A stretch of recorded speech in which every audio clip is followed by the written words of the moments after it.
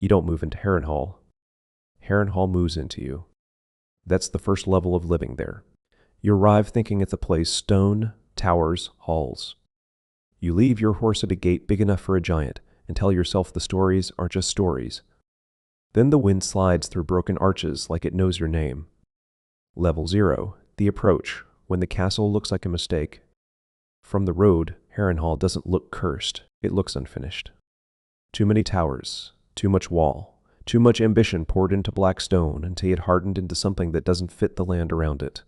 It dominates the lakeshore like a threat that never learns to lower its voice. You hear the locals before you meet them. They don't say Harrenhal, they say that place. They give directions like you're choosing a sickness. And when you get close enough, you understand why. The castle isn't ruined the way other ruins are. It isn't softened by time. It's melted, like the world once got hot enough to bend stone and then remembered it was supposed to be cold. You walk under a gatehouse that casts a shadow like a verdict. Inside, the air is colder than the weather. Level 1, the guest, where every footstep sounds wrong. Your first night, you're housed in a room that used to be someone's hallway. Harrenhal has spaces too big for human purpose. A chamber with a ceiling so high, your torchlight dies before it reaches the beams. A hearth you could roast an ox in, empty and cracked.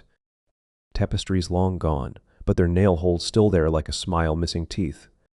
You learn quickly what it means to be alone in a place built for thousands. Your breathing doesn't feel private. Your footsteps echo back at you like they're being counted. You sleep poorly because the castle teaches you its second lesson. Silence in Harrenhal is never empty. It's occupied by everything that used to fill it. Level 2, the servant, when the work never ends. If you stay, you become useful. That's how Harrenhal accepts people by giving them tasks until they stop asking why they're here. You sweep ash that shouldn't exist anymore. You scrub stone that never looks clean. You carry water upstairs that lead to rooms nobody uses. You patch leaks in roofs that aren't roofs anymore. Every job has a second job attached to it, the job of pretending the castle is normal. The lords who come here always demand normal. Normal meals, normal banners, normal court. Normal, as if the curse can be intimidated by etiquette. At this level, you learn the truth the old servants already know. Harrenhal is not maintained. It is managed. Like rot, like fever, like a debt you can't pay down, only keep from getting worse. Level 3. The guard, watching walls that can't be held. Then you take watch. On ramparts so wide you can walk side by side with 6 men and still feel exposed. At night, torches barely dent the darkness. The lake wind turns every cloak into a flag of discomfort. You learn the routes, broken battlements, half-collapsed stairs, halls where the stones sweat in winter and the air tastes faintly of old smoke. You also learn the sound of this place. Harrenhal doesn't creak like a ship, it groans like something asleep that resents being stepped on. And you start noticing that men on watch don't talk much here, not because they're disciplined, because talking makes it feel like someone might answer. Level 4, the steward, feeding a castle that eats. Eventually, if you're smart, you stop fighting the stone and start fighting the numbers. Food stores. Firewood, candles, repairs, wages, horses, tools. Harrenhal turns supplies into absence. A cartload of timber disappears into one tower scaffolding and leaves the rest of the castle just as broken as before. The costs don't match the results. That's when you understand the curse in practical terms. Harrenhal drains more than money. It drains certainty. You can plan for winter. You can plan for war. You can't plan for a place that makes every effort feel temporary. Level 5. The castellan living with rooms you can't control. Now you have keys. That's the promotion that feels like power, until you realize keys mean responsibility for doors you can't truly lock. You assign quarters, rotate guards, decide which wings are usable, and which ones are left to dust and bats and old fear. You learn there are sections nobody enters unless they have to. Not because they're haunted in the dramatic sense, because they're wrong. A hall where sound dies halfway down. A stair that seems longer going up than it was going down. A chamber where the air is warmer, as if something large has been resting there recently. You tell yourself it's drafts and cracks and heat pockets. And maybe it is. But you also start doing what every castellan of Harrenhal does eventually. You begin avoiding certain corridors without admitting you're avoiding them. Level 6. The Lord's household when politics moves in. A lord comes because lords always come. Some inherit Harrenhal like a punishment. Some seize it like a prize. Some are sent here because the king wants them far away from court. They arrive with banners and confidence, and for a month the castle pretends it can be alive again. New servants, fresh straw, loud dinners, a court held in a hall too big for any voice to feel important. The Lord says this place will be restored. He says the curse is. Peasant talk. You watch him try to make Harrenhal into a statement, and you learn the most consistent pattern in the castle's history. Harrenhal does not argue. It waits. A fever in the household, a sudden accident in a stairwell, a quarrel that turns ugly faster than it should, a trusted man found dead with no clear why, a fire that starts where no fire should be, nothing supernatural enough to prove, just misfortune with excellent timing. The castle doesn't need ghosts to ruin people. It has scale, isolation, and memory. Level 7, the Lord of Harrenhal, when the castle owns your name.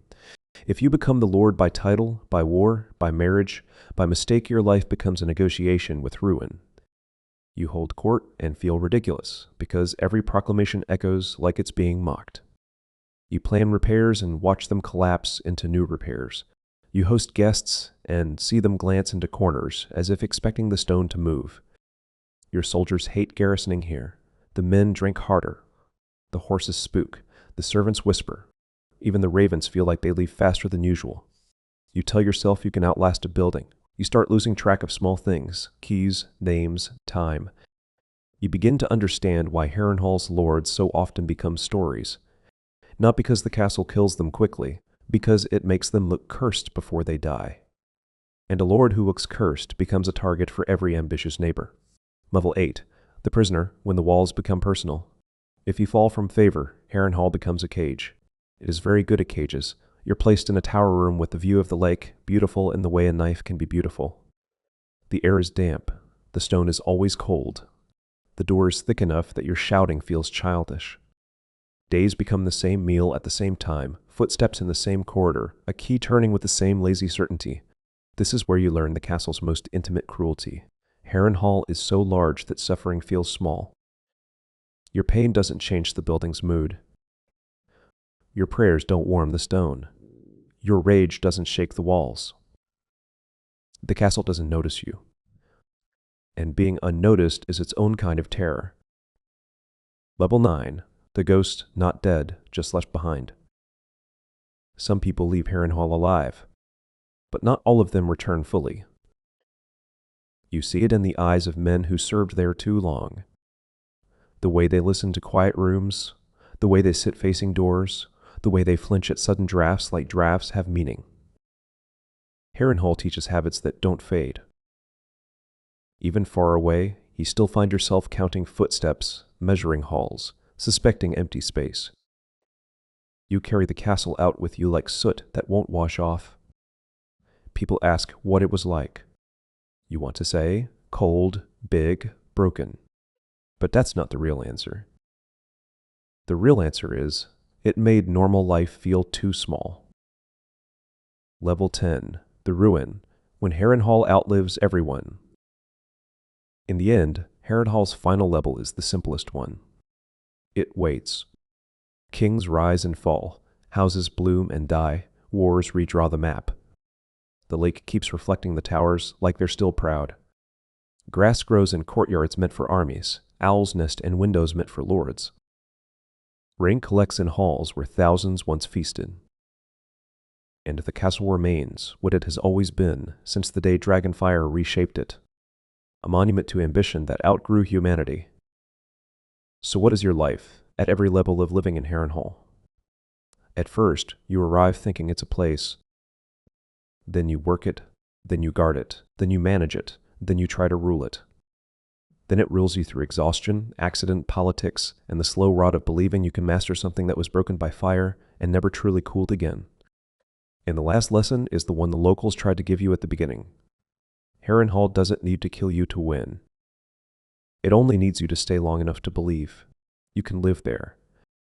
Because the castle has all the time in the world, you don't.